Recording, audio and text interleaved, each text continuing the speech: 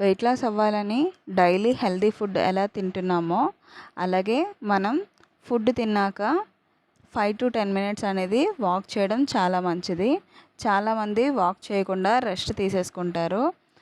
పడుకోవడం లేదా కూర్చోవడం అలా చేస్తారు. అలా చేయకుండా కొంతసేపు నడవడానికి ట్రై చేయండి. అట్లీస్ట్ 5 మినిట్స్ అయినా నడవండి. ఈరోజు నా డైలీ రొటీను మార్నింగ్ జీరా వాటర్తో స్టార్ట్ చేశాను. బ్రేక్ఫాస్ట్కి నైట్ సోక్ చేసుకున్న ఓట్స్ అండ్ సీడ్స్లో మ్యాంగో వేసుకొని తిన్నాను.